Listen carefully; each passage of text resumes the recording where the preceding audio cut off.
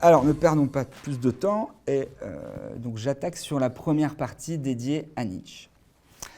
Alors, pour aborder la pensée de Nietzsche sur la volonté de puissance, pensée qui, il faut le souligner, se déploie essentiellement dans ce qu'on pourrait tenter d'appeler le second Nietzsche, puisque le concept de volonté de puissance n'émerge qu'à partir du gai savoir, qui a été publié en 1882, c'est-à-dire après toute une première partie de l'œuvre de Nietzsche.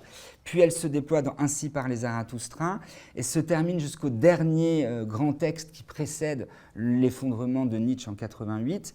Donc on en trouve des traces dans Par-delà bien et mal, dans La généalogie de la morale, dans Le crépuscule des idoles et enfin dans l'Antéchrist. Et je m'appuierai notamment pour le faire, donc pour faire ce trajet à l'intérieur de la pensée nietzschéenne autour de la volonté de puissance, sur un petit ouvrage de Patrick Voeteling qui est ici, La pensée du sous-sol.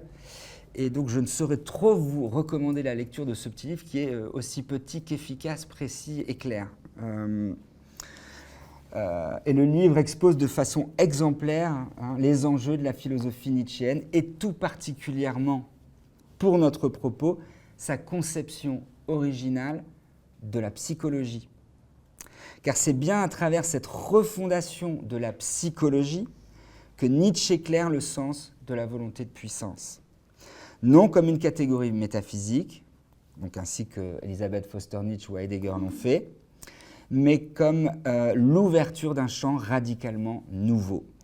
Donc plutôt que d'inscrire sa pensée dans la clôture métaphysique, on pourrait dire que Nietzsche prépare, à travers sa pensée renouvelée de la psychologie, on pourrait dire un dépassement de la scène métaphysique. Et de ce point de vue, vous le verrez, je crois, sa psychologie de la volonté de puissance donc, apparaît beaucoup moins comme une préfiguration du nazisme que comme une anticipation de l'invention de la psychanalyse. Alors, le premier point, ce sera la critique d'abord de la psychologie idéaliste. Et c'est vrai que là, par exemple, il a mis cette petite citation de Nietzsche qui dit « Avant moi, la psychologie n'existait même pas ». Voilà, ça a le mérite d'être clair. Alors, donc pour entrer dans l'approche singulière de la psychologie que Nietzsche déploie dans son œuvre, il faut donc d'abord comprendre ce qu'il reproche à la discipline telle qu'elle s'est constituée avant lui. Car c'est bien en s'opposant à ce qu'il nomme une psychologie archaïque, c'est ces termes, que s'élabore sa pensée. C'est donc contre une psychologie héritée des historiens et des métaphysiciens de la morale, mais aussi des psychologues anglais qui, tout en se réclamant critiques de la tradition métaphysique, reconduisent pour Nietzsche les mêmes erreurs fondamentales. Autrement dit, Nietzsche s'attaque tout autant à la tradition des historiens de la morale et des métaphysiciens que des psychologues anglais qui se disent, eux, contre la métaphysique au XIXe siècle. Mais donc, quels sont donc les préjugés que partagent ces deux traditions aux yeux de Nietzsche et qui font que pour lui, la psychologie n'a pas encore vraiment existé, mais qu'elle repose justement sur des préjugés. Alors, les deux préjugés fondamentaux sur lesquels repose la psychologie archaïque pour Nietzsche se nomment, le premier, la fiction de la causalité, et le deuxième, la fiction de l'unité. En effet, pour Nietzsche, il n'est pas possible de penser la notion de sujet sans présupposer d'abord la croyance en la causalité. Pourquoi ? Parce que cette croyance est elle-même solidaire d'un préjugé encore plus fondamental, la dichotomie de la réalité en acte et en agent. Sur ce point, la généalogie de la morale, c'est le paragraphe 13 de la première dissertation, est explicite, je le cite, « L'agent est purement et simplement ajouté de manière imaginative à l'agir. L'agir est tout. » Fin de citation. Autrement dit, si penser est un acte, et si tout acte suppose un substrat, un agent qui le rend possible, c'est-à-dire une cause pouvant le produire, alors il n'est pas possible de concevoir un acte sans immédiatement postuler l'existence d'un agent, donc d'un sujet, qui l'aurait produit. Patrick Voeteling, dans La pensée du sous-sol, le résume ainsi, « La croyance au sujet découle donc de façon primordiale de cette conception dualiste. et causaliste de l'agir. Pour qu'il y ait un acte, il faut qu'il y ait un sujet qui l'ait agi, en fait, qui l'ait déterminé, qui l'ait causé.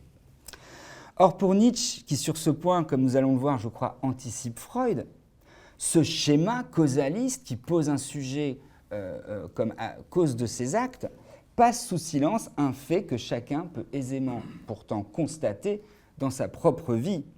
Nietzsche écrit dans Par-delà le bien et mal, c'est le paragraphe 17, « Une pensée vient quand elle veut, et non pas quand je veux. » Fin de citation. Autrement dit, l'agent supposé de l'acte de pensée n'existe pas réellement.